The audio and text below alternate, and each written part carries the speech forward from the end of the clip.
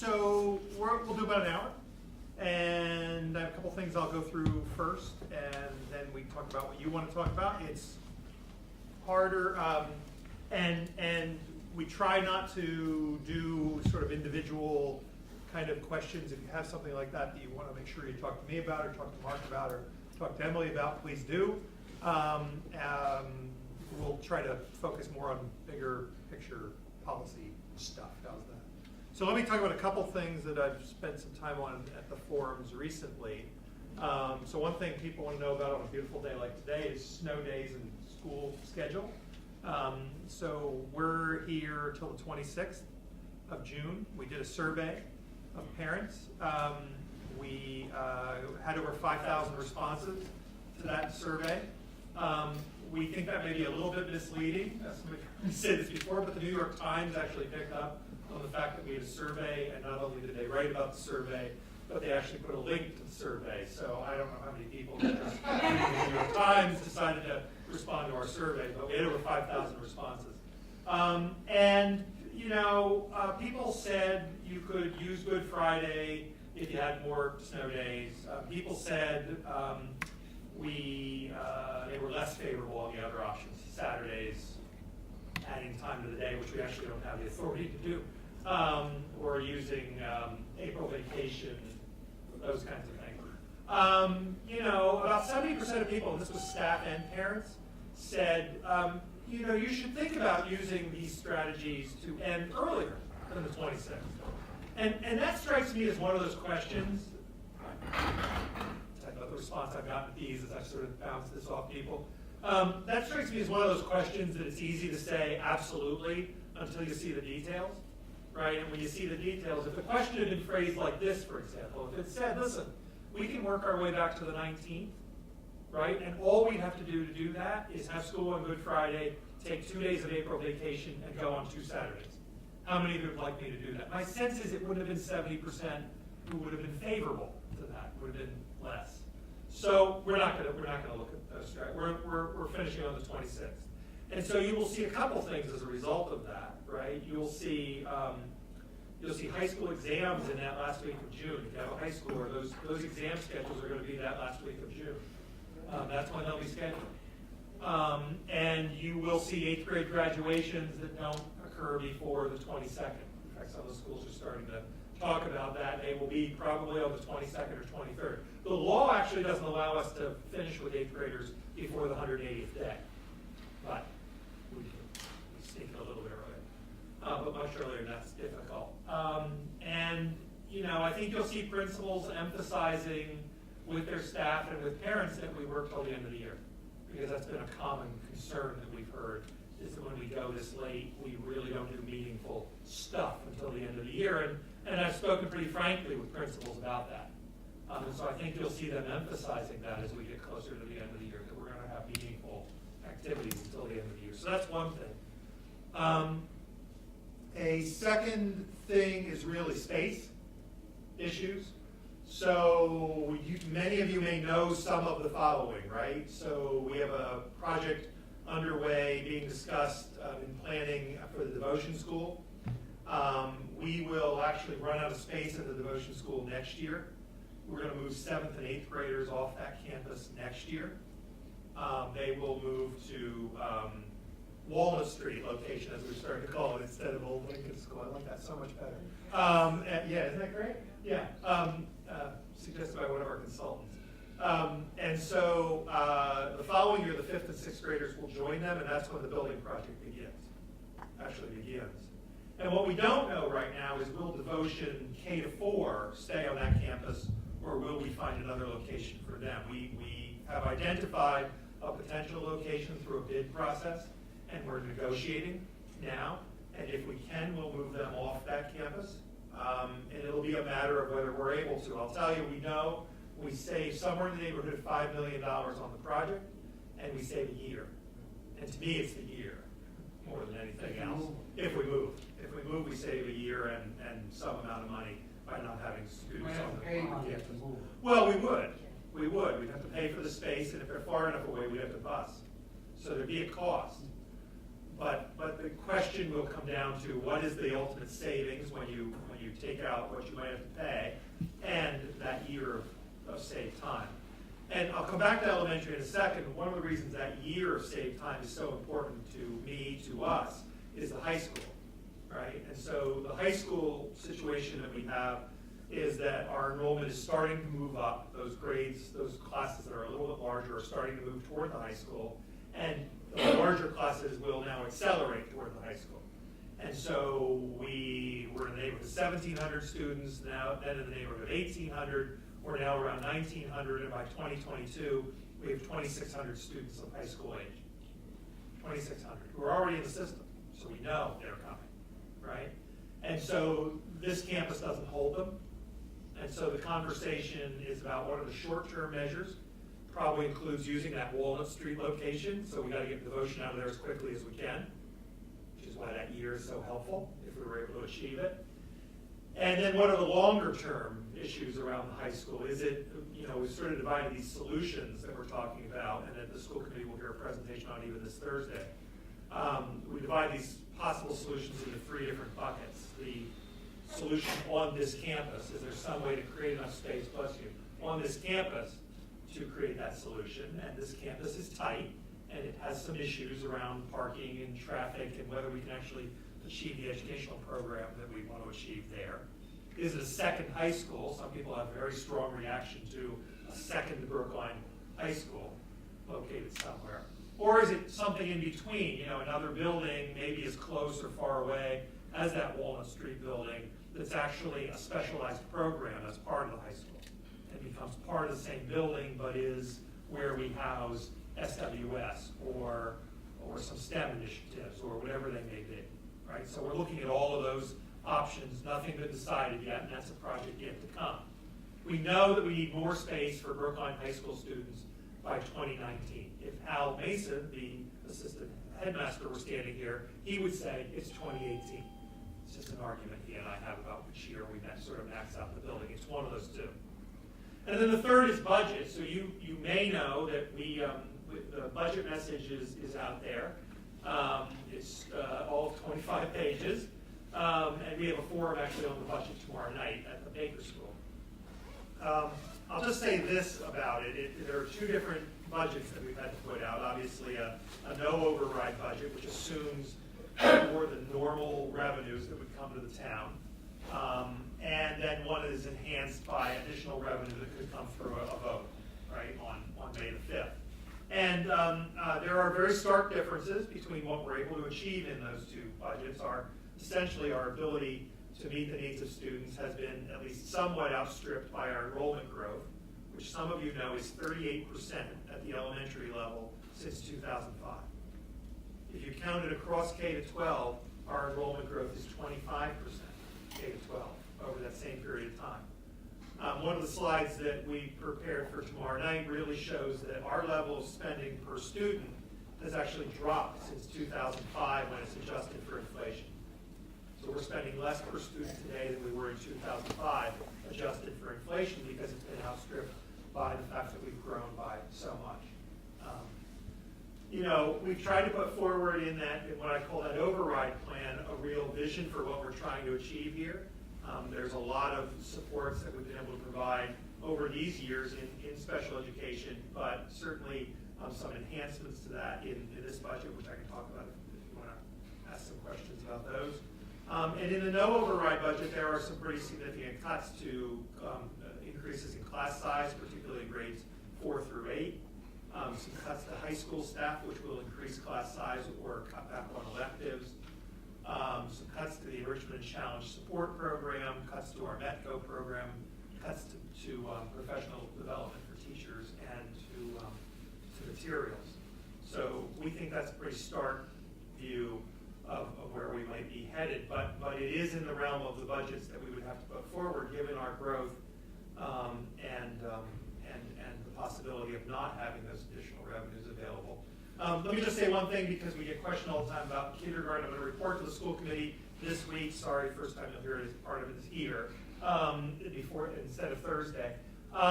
We've had a really tough winter, he said, right? And one of the things that has harmed is our kindergarten registration. So we have, you probably know this, we have 2 sessions at each school in February, and then we register students who come in after that. So we capture the vast majority of our kindergartners in those 2 sessions at each school. 4 of those sessions were snowed out this year, and some of the others took place with 7 feet of snow on the ground. So it was very difficult for people to get to those sessions. We've started to catch up, obviously, since the weather's improved. And I know that because if I walk out into the halls, we now have the Office of Student Affairs that's located here, which does things like verify your residency, sorry about that, and does other things like register students. And there are kids all over the floor now. That was never the case, right? They're all over the place. It's just terrific. And kindergarten registration's been a steady stream all during the last number of weeks. We're actually within, depending on what numbers you're paying attention to, the true numbers that are registered today or the numbers that are registered and the appointments we have scheduled, we're within about 30 students of last year's pace, even with all that bad weather. And last year we opened with 666 kindergartners. By the 3rd week of school had 684, and today have 703. So kindergarten actually has shot up even during the year by 30-some students over the course of this year. So for those that think this is an enrollment bubble and it's going away, I'm still waiting for when that is. It started in 2005, and now we're in FY16, and the bubble is still here in terms of numbers that are clearly going to be at least in that 650 student range. So, what do you want to talk about? Besides any of those things, or any of those things? Well, I follow up with the first thing with Yep. we're going to in June. If you're going to go to the end of the last week of June, is there some way of students being able to take, exams before that, make some kind of arrangements if they can't be there that last week? Yes. Yes, so there's a process set up. I'll let Pullman describe it, and it's there because it's a high school issue. And there's a process of verification that somebody has to be somewhere, and they'll ask for verification. And then we have some early exam days, yes. So the other piece of this, the other piece that was in the survey, so, be careful what you ask for when you ask for comments, right? Because you actually get them. And so one of the comments was, why don't you do something about the start of the school year? That's the real problem. That's right, it is, and we have. We actually had it in place before that ever occurred. So our new collective bargaining agreement with the teachers actually says that at worst, the 2 teacher professional development days that occur before school starts will always occur before Labor Day. And at worst, students will start on the Tuesday immediately following Labor Day. Now next year, we're going even one better than that, or worse, depending on your point of view, right? We actually have 2 teacher days. I hope you know this already because we put this calendar out enough. I hope you know this. We have 2 teacher days and 2 student days before Labor Day. So we're going the 1st and 2nd with teachers and the 3rd and 4th with students, breaking for a 3-day weekend and coming back. But we already will have 4 days in. And all you have to do is look at a calendar to see what kind of difference that makes. It's huge, the amount of difference that makes in terms of when it ends the year. I think we're done in the middle of that 3rd week or something like that, which is much better than normal. So that's a new permanent condition. At worst, your kids will start on the Tuesday immediately following Labor Day. Sometimes we'll even start before Labor Day with students. So we already did that one. Thank you, though, for pointing it out. What else? I'd like to speak for a few minutes addressing special needs. Okay. Is that appropriate for everyone? Do you have the time?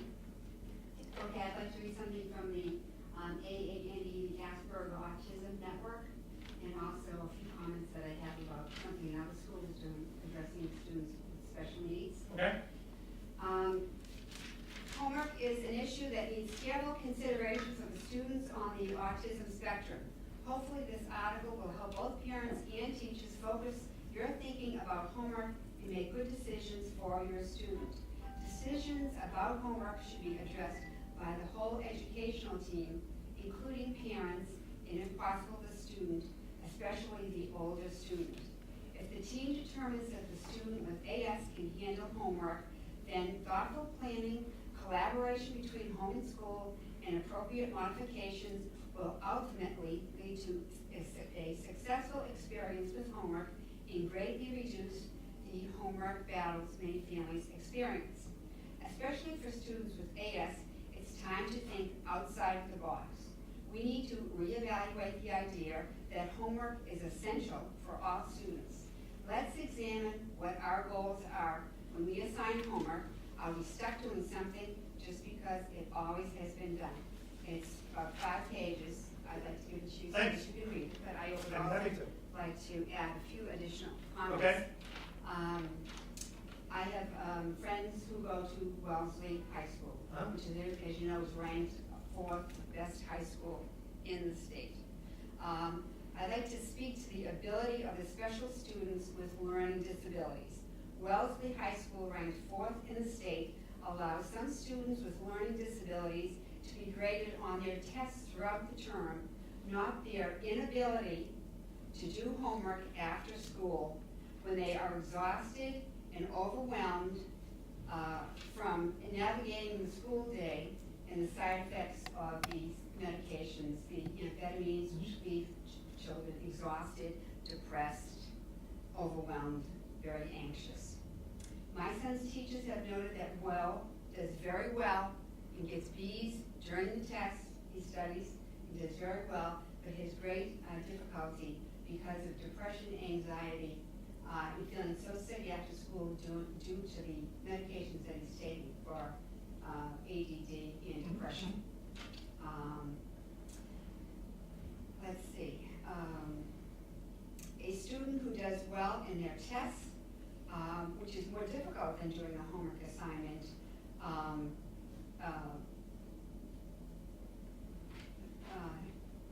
some students do better on tests. And so they shouldn't be penalized by not being able to do the homework, whereas students who don't do well on their tests can then get their 25 to 30 points, which is given for homework assignments. I think it's time for Brookline High School to address and recognize capabilities of these students with learning disabilities and not fail them because they are unable to complete some of the homework assigned at night. Because oftentimes it's busy work. If the student studies and does well in the test and gets B's throughout the term, and he shouldn't end up with a D or an F as a grade because he doesn't get 25 or 30 credits for doing some of the assignments. They should be able to get, credit for being in school and participating in the class. I propose that this be looked into, as this is what Wellesley does for their special ed students. They allow them to be graded on their tests and without looking at that they are unable to do their homework assignments. Of course, this depends upon different classes. Right. Some are, term papers or whatever. But to strictly grade a student 25 to 30% of their grade on homework is far too much for a lot of these students. You have to have a student who, is taking the medications, is overwhelmed, depressed, exhausted after the day, and is unable to do 4 to 5 hours of homework as a high school student. Right, so thank you for that. There are enough comments I have to that. So let me just say sort of generally what I said at the beginning is without going into anybody's individual situation, right? Let me say the following. First of all, 30% for a course, I've looked at a number of our course descriptions at the high school. 30% for a course is a ridiculous percentage for what homework would be worth for any or every student in any class. In my view, right? It's too high, right? So beyond that, I think you said it in this piece. It strikes me that some of that conversation, and I think this is the case at that high school. I'm happy to look at other high schools, and we do from time to time in terms of the policies. And as you know, the headmaster came from Newton North High School. What that piece I think referred to, if I heard you correctly, was that this is a conversation for a team. Right. Right, I agree with that. It is a conversation for a team, Right. and those kind of adjustments Right. need to be made individually for any child Right. in their team meeting discussions, which absolutely need to include the parent. Right. So if there's something in particular, I mean, outside of this, I don't want to do it here, but if there's something in particular, I mean, I'm happy to mention this conversation to both Deb Holman and to Sarah Orloff and talk with them about ensuring that happens. And I'm assuming you already have. I have, but Okay. I just think it's something that needs to be, I think, you have to, sort of appreciate their abilities and their capabilities and not put so much emphasis on the homework of these students. Because they test well, many of them are very bright and they do well when they test during the school day. But for them to tackle 4 hours of homework is impossible. Well- And therefore, they cannot complete some of the homework. As a parent of a high school senior, don't get me started on 4 hours of homework, period, right? Because I can go on all night. But that aside, I mean, I think the 2 points where we absolutely agree is that that's too large of a percentage for homework to be counted for any student, number one. And number two, that this issue, among many others, is a conversation it's appropriate for a team to have. And those are the 2 points I'm happy to emphasize. Thank you. I just wanted to. Yeah, thanks a lot. Of the AAND Asper Autism website. Yep, thank you. And you're gonna give me that, right? Yes, he is. Excellent. Yes, ma'am.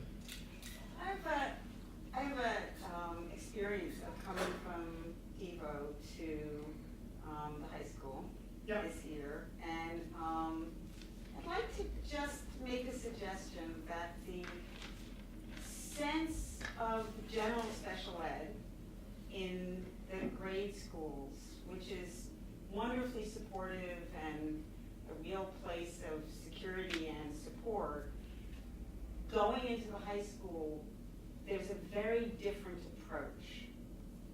And that shift, as my son says, I left this one place and I get to the high school and all of a sudden in 3 months I'm supposed to be completely different and function in a completely different way in relation to the people who are supporting me. So in the high school, it's So what does we're that here feel for like? you. Well, in the high school, in the grade school, it was we're here for you. We're going to help you with your subjects. We're going to help you keep you organized. All the things that special ed sort of the wraparound. And going into the high school, it's you need to ask for help. You need to learn to ask for help. I couldn't agree more. But to go from the wraparound where we're kind of anticipating what you need. We think you should ask for help, but we're more anticipating to this other piece. Both, I think, are essential. But I think that the first half a year of high school could be really helpful if the teams and the people who are working with the kids really understood that they need to learn, they need to teach that kind of self-advocacy. And it's not that the students aren't learning self-advocacy in the lower grades, it's that the whole project is completely different. And it doesn't feel to you or to him, your son? Yeah. Doesn't feel to you or to him like even the liaison role provides that kind of support? It's too short. It's The too liaison short. role is like two months.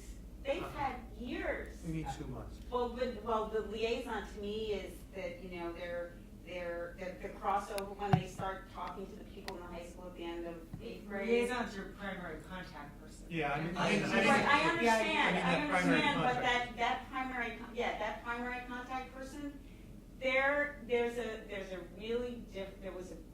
we talked to them, had a lot of conversations, but there's a really different sense of responsibility. And I get that, I think it's fabulous, frankly. But you're talking about the transition the But first the couple months. transition, Sure. getting from this Sure. wraparound to this, you gotta do it yourself. You're not gonna get any help figuring out what your homework is or what you did wrong or whatever unless you go to the teacher and ask them. Is a really different thing than, let me go talk to the teacher and I'm gonna teach you in the special ed. So I'm sorry, there's numerous times probably tonight, I'm gonna start out by saying, and this is something you've expressed. Yes, Excellent. yes. So- No, I've okay. been, I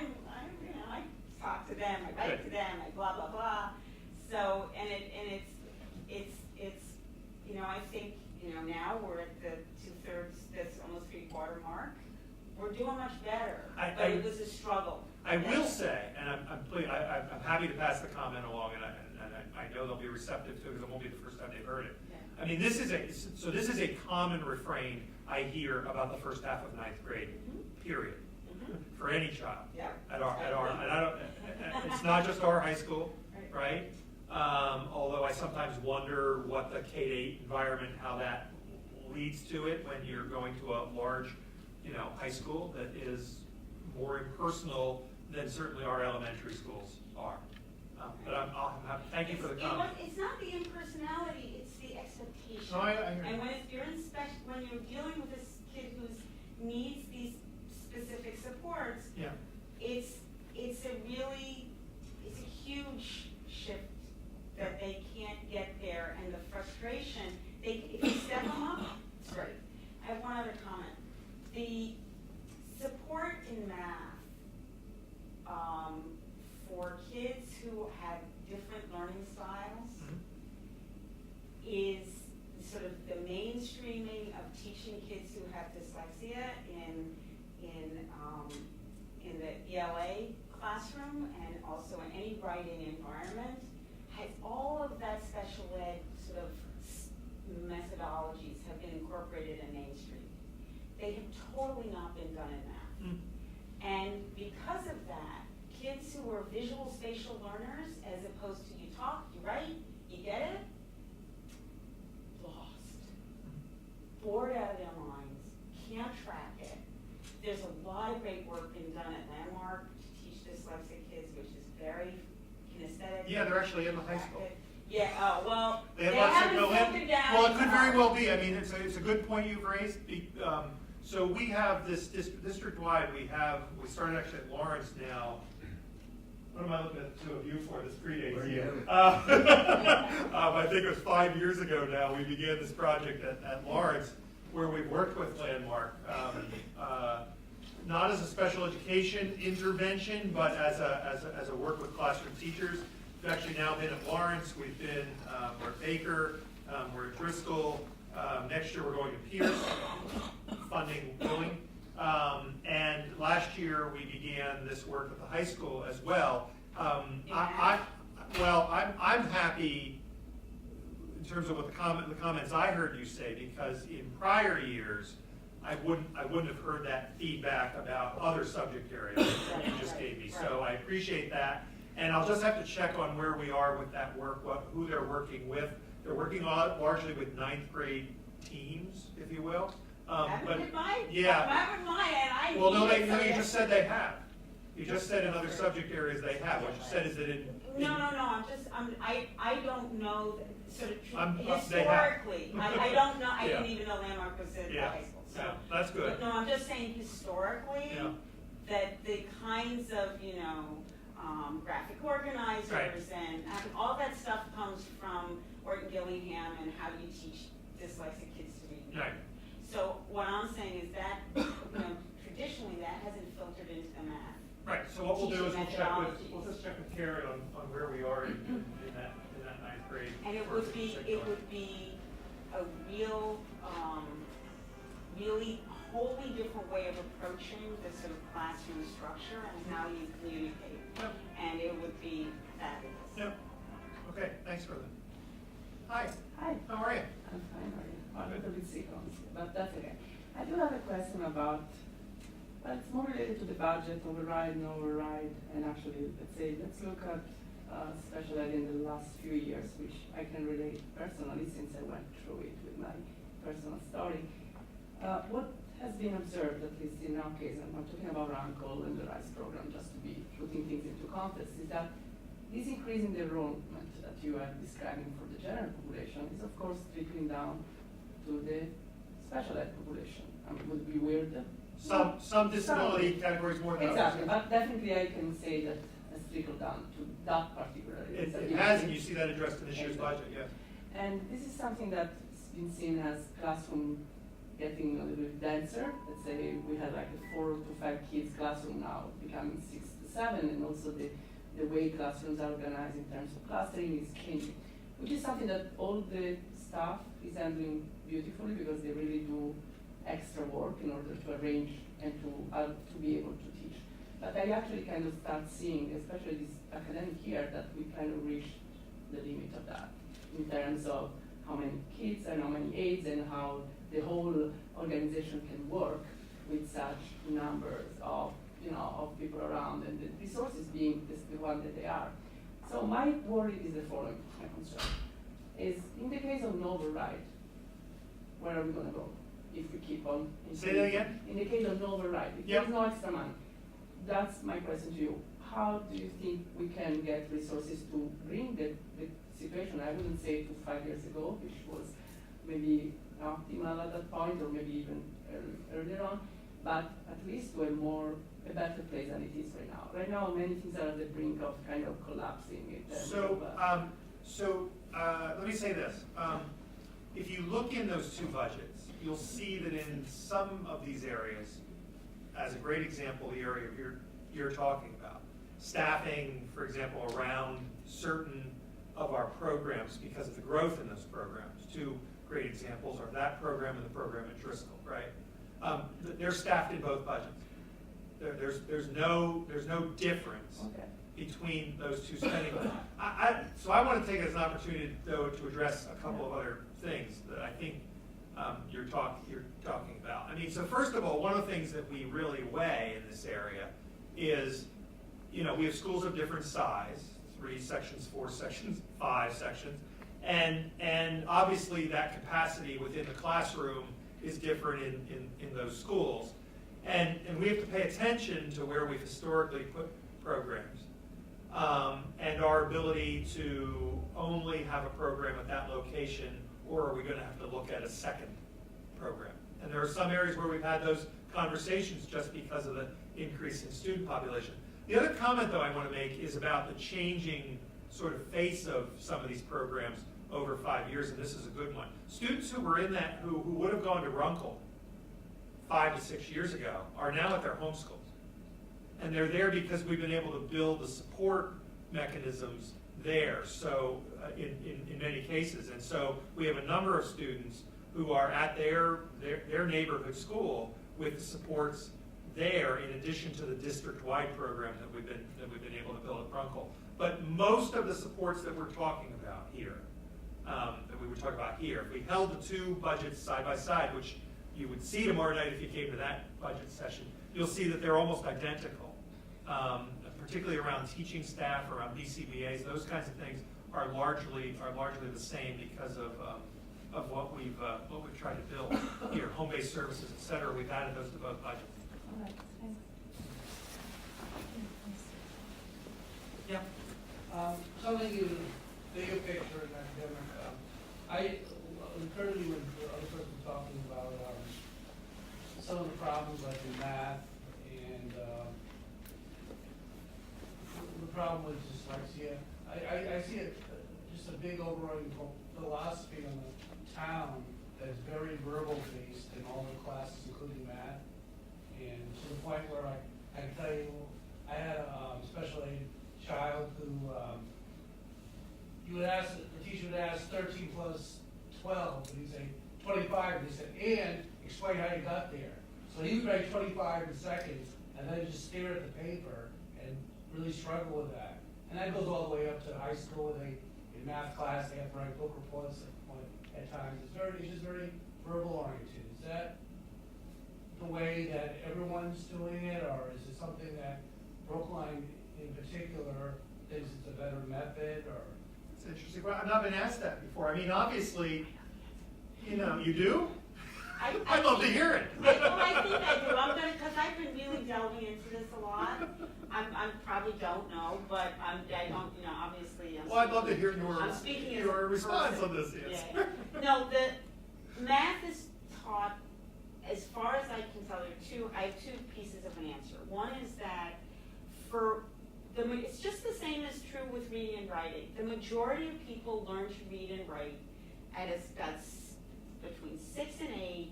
Takes them about 6 months from the time they're introduced to, the alphabet and reading and all that stuff to the time they get reading. Dyslexics can't do that. Kids who have dyslexia cannot do that. And it's the same with math. There's a bunch of kids, the majority of kids can do math the way he's describing. And they can learn to write down their, unpack what they did and all that stuff. There's a number of kids, and some of them are also dyslexic, who can't do that. My son is exactly the same way. He'll tell you exactly. But I'm asking reverse. You're explaining one thing. My question is reverse is just for you forgetting Well, about. that was my second part. Oh, okay. That was my second part. My second part is that I think. It has nothing to do with the select. So. Right. I think that there is a very traditional way of teaching math that everybody does. I've talked to lots of people in Wellesley and other places who they say, yeah, they have the same problem, that it's they talk and they write and they expect them to unpack it, and there is the reason I said landmark is landmark is a completely different way Right. of teaching math.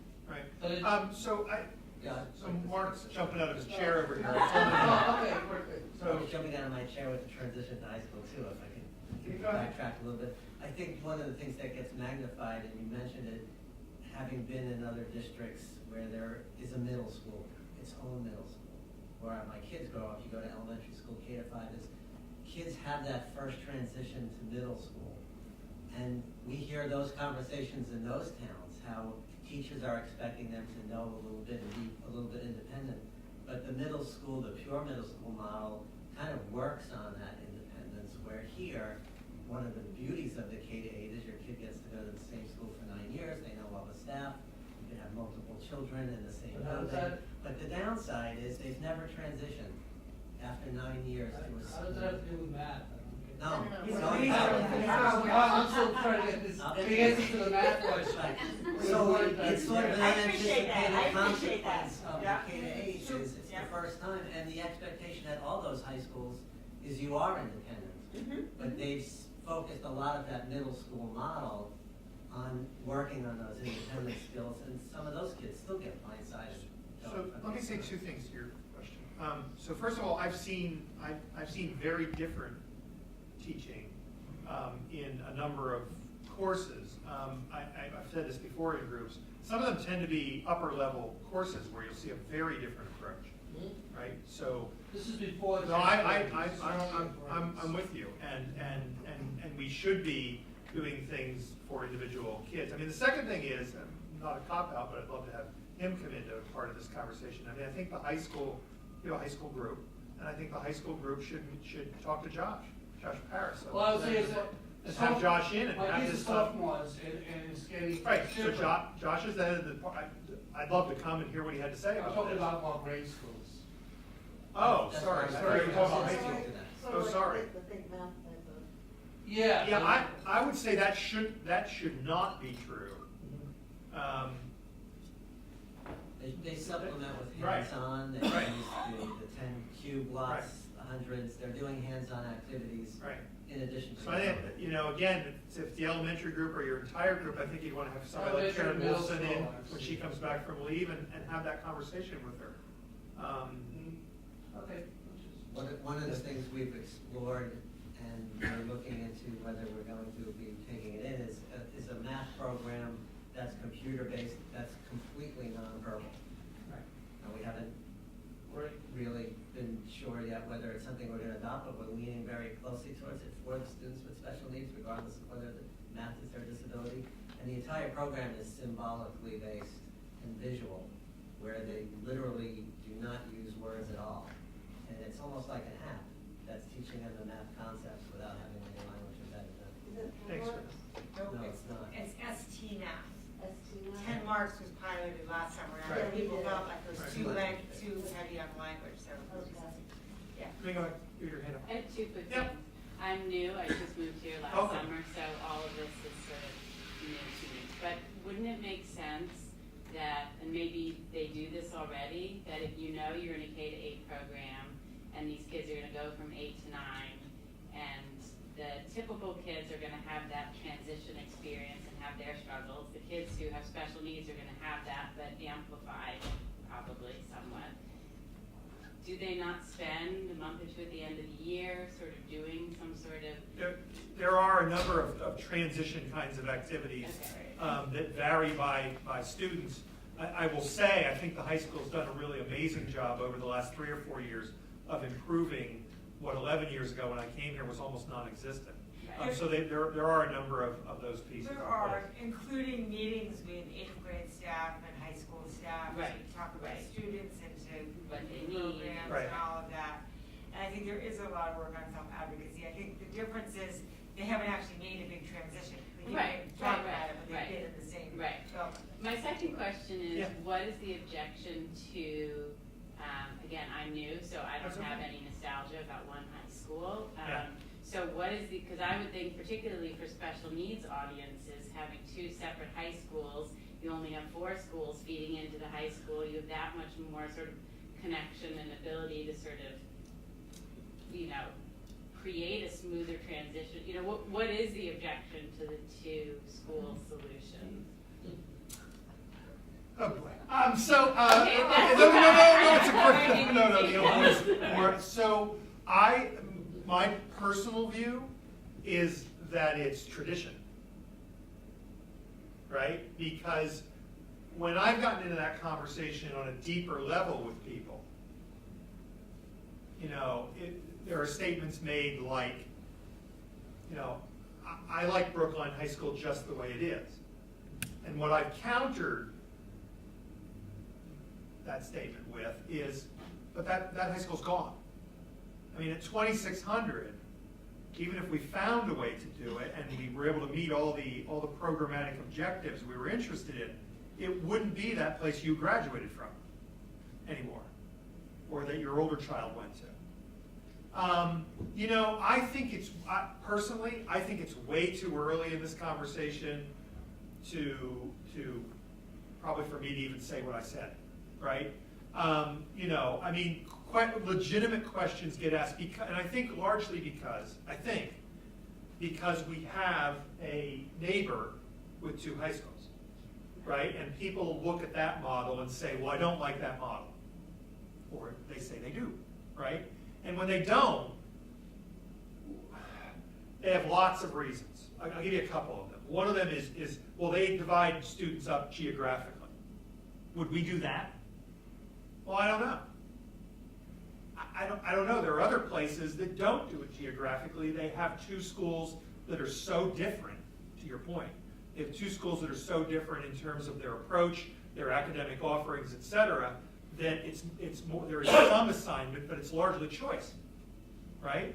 I mean, I've said to people, imagine a new Brookline High School that has state-of-the-art vocational shops, unlike very good programs that we have here, which quite frankly are shoved into less than optimal spaces, that maybe instead of being based on advanced placement was based on international baccalaureate or some other type of approach. Now do we object? Right? I'm not sure as many people object anymore when we start talking about the stark differences that we could draw. So I think it's going to be part of the conversation, and I think it'll be a good one. And maybe one is smaller than the other. This building will this building will hold, 1,600, 1,700 fairly comfortably. Would we be okay with another high school that was 800? Or I don't know. But I think if we don't ask ourselves these questions, we have the possibility of getting on the other side of them and wished we had. Right? Wished we'd at least debated them. How are you? Good, how are you? Good.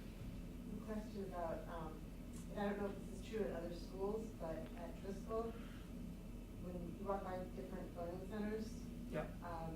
there's a discrepancy in technology, and I'm wondering why that is. Like I know that some learning centers see all have Chromebooks. Yep. Some have these units from the ceiling. Yep. That, and others are using old technology, and they're using those old overheads and. Yep. So I'm wondering if this is true in all the schools, or if it's just Driscoll that we have this discrepancy? Thank you for that question. It's true on some level across the district, although very close to being remedied in special education. It's part of our longer-term technology plan, which we were able to roll out a pretty good percentage of last year, particularly in learning centers, so that we could make sure that students in those centers had what they needed, right, to access curriculum. We're probably closer there than we are across the district, meaning that sort of the basics of a classroom, I think some of that's still coming in this year, right? Yeah, some of it we're still in the process of bringing in this year. We made quite an investment last year off of the, what the town called a bridge budget that they were able to put in place. We were able to make a pretty substantial investment. And that overall problem, I think Karen would lay out much better for you the specifics of the plan that got solved over a 2-year period. So by next year in learning centers, you shouldn't see those kinds of discrepancies. You may still see discrepancies around overhead projection, but in terms of what's available for students in their use to access the curriculum, you should see the basics of what a student needs, as well as some of the individual kinds of needs that a particular student may have in place in all of those centers. So will all the learning centers have these Chromebooks? I believe that's the plan. Chromebooks or some technology that's age appropriate. Right, in some cases it's, in some Kindergartners. primary level it's iPads. Right. Right. We started with the middle school, 6 to 8, got the Chromebooks, worked our way down in district programs, got Chromebooks. We've got iPads for the in-district programs, and some of the learning centers should have those. And then we worked our way down, making sure everyone had a Google account for grade 2 or 3, and then we're working on 3 through 5? 3 through 5. Yeah. Yeah, because I know that like the lab program, they have a whole bunch of Right. different things, and I wasn't sure. They got- Well, some of that happened because we really started with those district programs. Yeah. We started with the district-wide programs and then went to learning centers.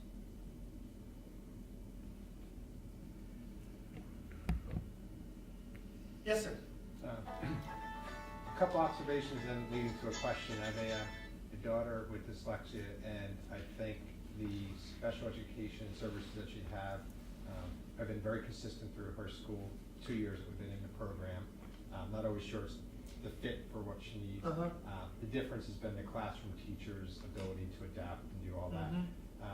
But my question is, you mentioned earlier about a landmark program, and you mentioned some schools, and devotion wasn't one of them.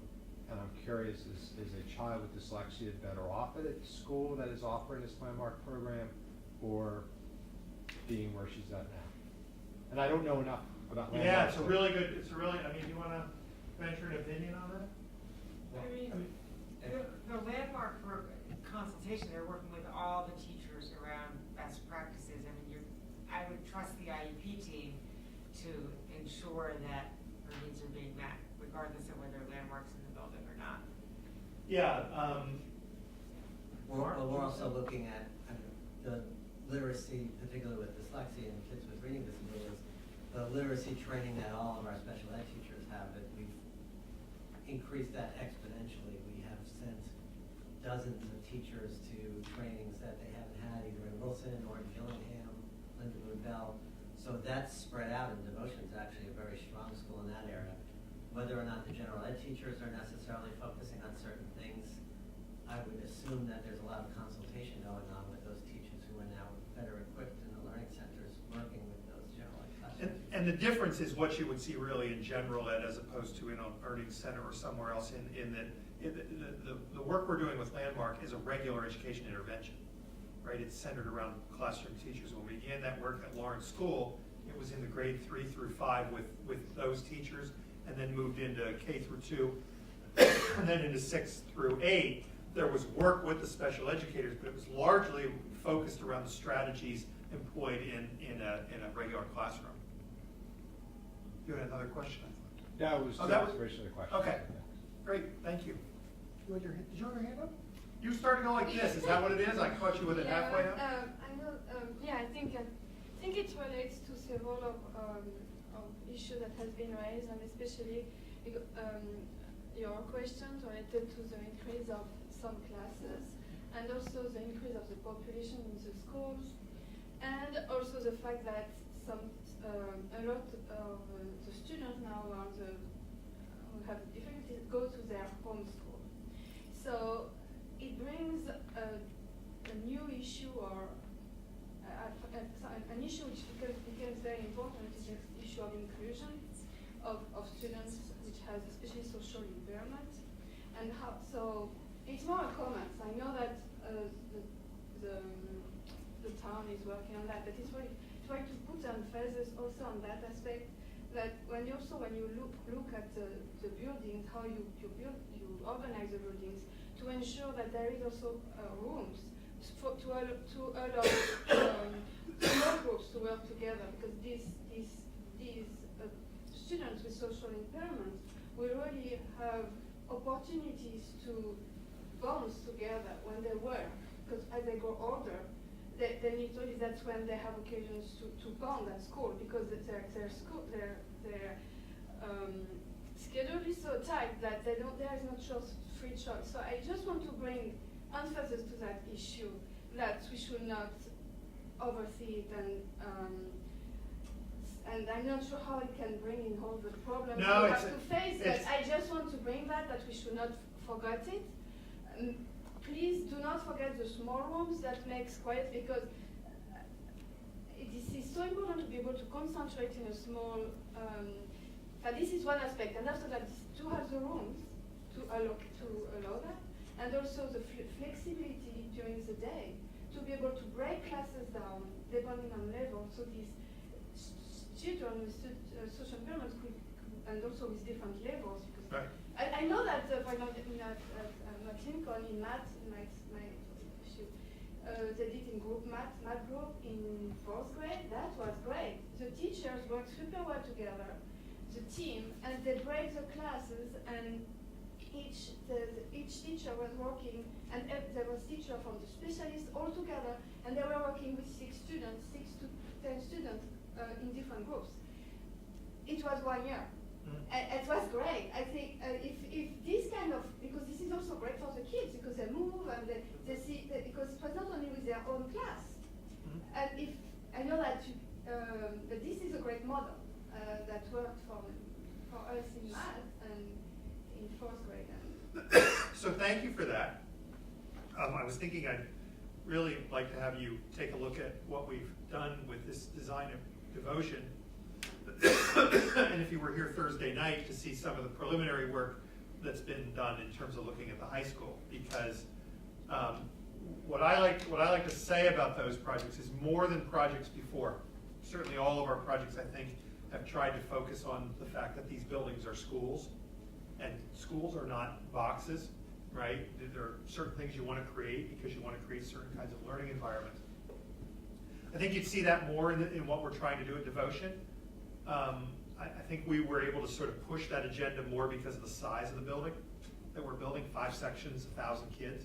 We were able to really focus on creating those small group areas and podding around grade levels and grade spans. And you'd see those kind of small breakout areas and small areas for kids to work in just these very preliminary discussions that we're having at the high school. So I hope we're taking what you said into account, and we'd be really interested in feedback on any of it if you see something we could improve. 1 or 2 more? Oh, yeah. Hi. Did I ignore you? Were you? No, not at all. Because I tend to do that. I've been very Okay. hesitant about this. This comes from. Oh, look at the time. Time to go. No, I'm sorry, I have to, but it's like a ripe subject. So this comes from a parent, but I've seen it too. It seems that the school department is, if there is something, IEP breaks down in services or something, the next step would be, after talking to the there be mediation. And there is more now I'm hearing from the school going straight into hearing process. I don't think that's true. Is that true? Yeah, I don't think that's true, because that's not actually the way that process works. So no, I don't think that that's true. I'd have to talk to Karen more about that. I think that'd be a great question for Karen, because we do talk about situations that get beyond where we can settle them here. Right. There are some number of those. There are in every district, but I know that we try to take. Is that number increased? No, I don't think so. I know that we we believe in the mediation process. We believe it's a great avenue for trying to problem solve and come up with solutions. And I don't think we're using any one avenue more than others. I mean, I know a criticism of the district X number of years ago was that we settled too quickly on some matters that we shouldn't have. So I don't know if you're seeing any changes in numbers about that. I heard that when I did my entry plan here 11 years ago. You know, I will say this, okay? If that is true, it's true for the following reason. So I want to say this, it's really what I wanted to say before I left. We built a number of programs here in the district. And we believe that those programs are, we've actually taken some other programs where we've received feedback that they weren't of the quality that we should expect, and we've improved them. And these people have worked very hard on that, and Sarah Orloff, who's not here tonight, has worked really hard at doing that. It was particularly true at the high school. And we don't hear that anymore about those programs. And so one of the things that we've said is, you know, you're interested in that. We believe we have a solution that is in the best interest of your child, and really serves a sort of a mantra of ours. You see it in the budget message 2 or 3 times, that we really believe that most Brookline students can be educated in Brookline. And so we'll say we think we have so if that's caused people to say, they're much less likely to settle with me, then yes, absolutely, because we've built those programs. I mean, I want to say one other thing that's sort of related to this that I want to say about the last couple of years that's really bothered me, and a lot of people have heard. I mean, during the last couple of years where we've been involved in first this B-Space process and then this override process, you know, there's been a lot of talk about special education and budgets, right, and all the savings that's been accumulated. And so if you haven't heard me say this before, I want you to hear me say this. That's not why we did it. Everything that we've built, that's not why we did it. Groups can come along and they can analyze our budgets, and they will see that by doing some things around home-based services or doing this around building programs that we've saved money. That's great. It's terrific. It's not why we did it. We did it because I believed, and Karen believed, and the people who come into these positions believe that we could build programs that were better here for students, that we could do that. And I think in a number of cases that I stand here and tick off, where the evidence clearly demonstrates that in terms of student achievement and in terms of people choosing to stay, that we've accomplished that.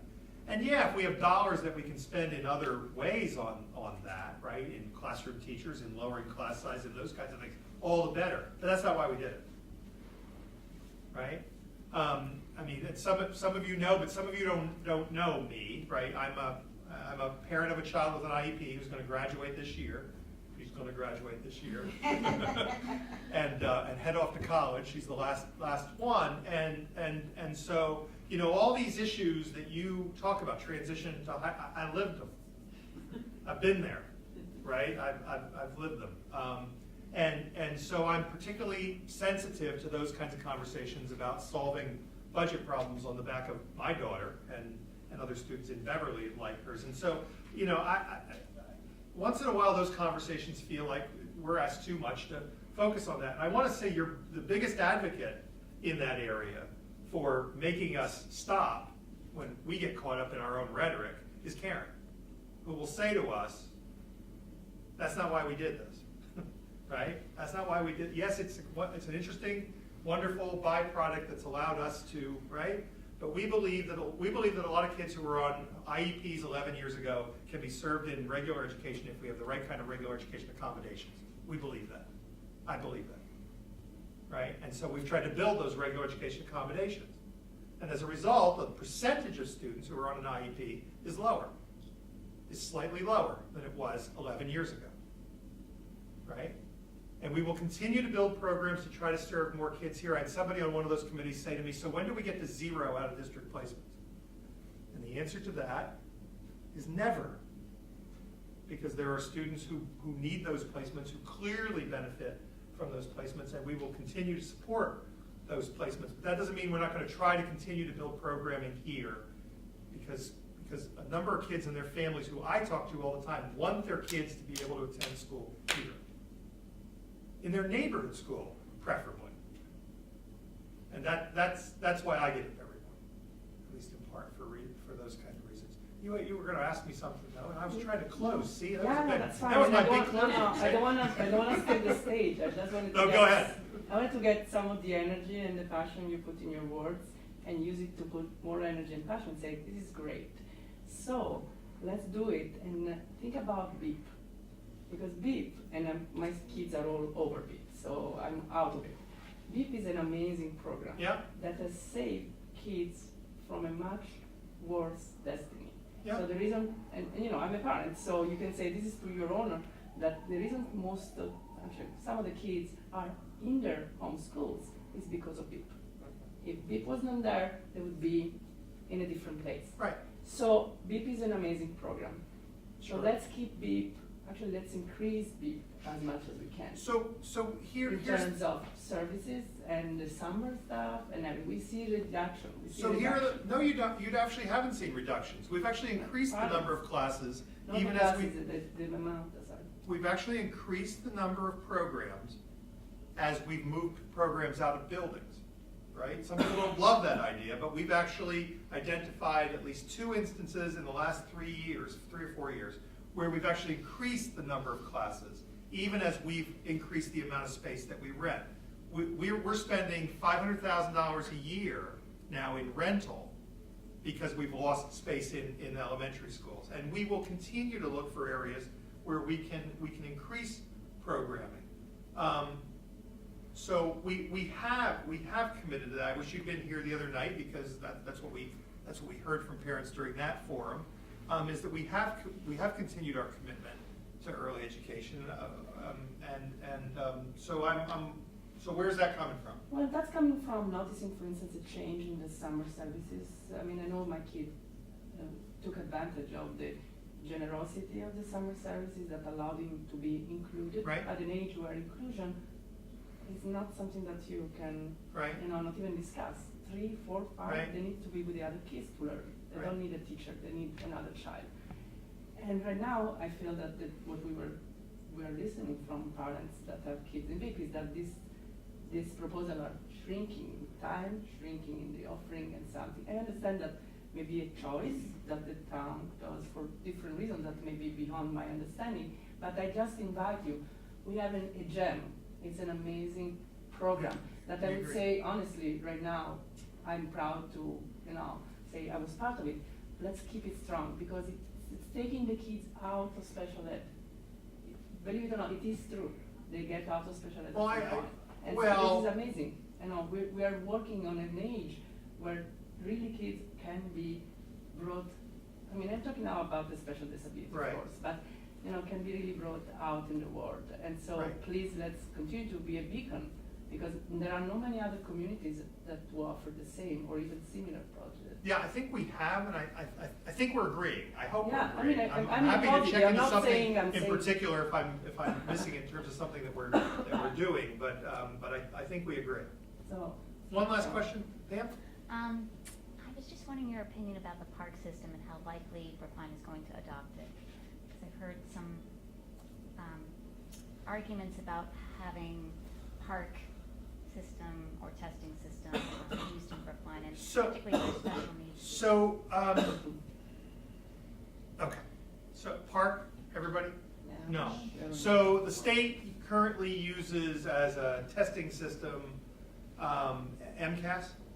MCAS is the state test grades 3 through 8, and then as a competency determination, meaning one of your graduation requirements for high school. Massachusetts is part of a consortium of states that in looking at ways to assess the Common Core curriculum standards is looking at joint ventures with other states. There are 2 of them. One is called Smarter Balance, and the other is called PARC. Massachusetts is part of PARC. Okay, so let me actually rephrase your question slightly, because it's actually not Brookline's choice. Okay, it's a state decision. So this is a state decision as to whether Massachusetts would continue to use some form of MCAS. And I'm one of those people that believes that even if we chose to stay sort of on the road that we're on, the MCAS that you're taking in 5 years won't look anything like this MCAS. That's my belief. Second, whether we choose Park, right? Or third, whether the state chooses some other option. The commissioner calls them some other 21st century assessment that's probably technology-based, et cetera. I mean, we had an option this year, right? And the option was to utilize Park or utilize MCAS. And my final recommendation on that came down to the issue of students with IEPs and accommodations. And that's why we didn't recommend it, because they weren't ready to go with their accommodations. So in this year that we had a choice, we chose not to do that. You know, where this is going, I mean, want to have a national politics conversation? I mean, because nationally, this is a mess. Governors who were part of the Governor's Council that really created some of these assessment consortia now coming out against them because politically in their states it's to some advantage of them. We have a slightly different set of circumstances here in that we have a new governor. You know, he has some past affiliation with the Pioneer Institute. The Pioneer Institute's very opposed to Park, very opposed to the Common Core, feels it's going to lower Massachusetts standards. But he has called for, the decision was originally supposed to be made this November for implementation next year. The governor has called for the chair of the state board to conduct a thorough exam of both exams before any decision's made, and to listen to the public on these issues before any decision's made. I mean, the other part of what's going on nationally that I worry a little bit about and talk to the commissioner often about is that, you know, the states are falling out of Park, and I worry that there's still going to be a Park, right? That there's still going to be enough states left for this consortium even to exist. Depending on the day of the week, I don't remember how many states are left. Mississippi just dropped out. So I don't know. And the point I continue to emphasize, because I have this role in our Superintendent's Association as well, is that November is very late to know for next year. They're talking about a test assessment system for next year that quite frankly, if it's technology-based and it's Park, we need some implementation ramp-up time, right? And we're not going to get it. They're going to make a decision, we're told now, in November for next spring. That's barely enough time for us to do it remotely right. And I have a feeling that given this exam that the governor has called for, that may even get delayed. And so, you know, I don't know. I mean, a year ago, I would have said to you, this is done. The decision's been made. It's Park. Well, also, we should get used to it because that's what it's going to be. Right now, I don't know where this is going. well, wasn't the commissioner one of the proponents for the Park testing system being adopted in Massachusetts or universally, or? Sure, I mean, I'm just but wondering he how. was actually the chair of the board. But you know what? There are a lot of sort of phony criticisms. I get a little sick of the rhetoric on both sides of this, quite frankly. I mean, last week there was this report that just drove me nuts, that Pearson was spying on kids, right, who were taking Park, right? Do you know what that means? They were spying on them. At the end of the day, what it meant? It meant that they had people on their staff who were online looking for where kids were posting questions. That was spying on them. I think that's a legitimate thing for a testing company to do, to see where kids are posting questions for the world to see in other states where they haven't yet taken the exam. Massachusetts does that with MCAS. But I didn't see that tweeted out anywhere by opponents of, right? So there's a lot of rhetoric going on back and forth. What I want is an informed decision. What I want is a timely decision, and November's not timely. When they do pick, what will happen with the kids in 9th and 10th grade that have to? Yeah, it's a good question. Pass? Yeah, the competency determination, okay, for graduation will continue to be MCAS under any scenario until at least 2018. So there'd be more time to implement that piece. Does that make sense? Yeah, So- so kids won't be expected to just. switch It would on continue to be an Sunday. MCAS. It would look like the test they've been taking for at least those, 3 or 4 years until first of all, until Park has a competency determination assessment ready for 9th grade, 11th grade, wherever it may come. The other difference you would find though in the high school when this comes, turn me off if you're before 18 or 19, right? You say, I don't care about this. But if you're beyond that, and it is Park, they will not be what you think of now in terms of MCAS. They'll be end of course tests. So you take a math course in X grade, and it would be an end of course assessment, much like your kids took, if you're in the high school, in science. At the end of their 9th grade course, they take an MCAS science exam. This would look very much like that. It'd be an end of the course test, which some people like. Some people think is a better assessment. So I wish I knew, and I don't. That's what I can tell you tonight. Thanks a lot for coming. Nice to see you all. Thanks very much. Thank you.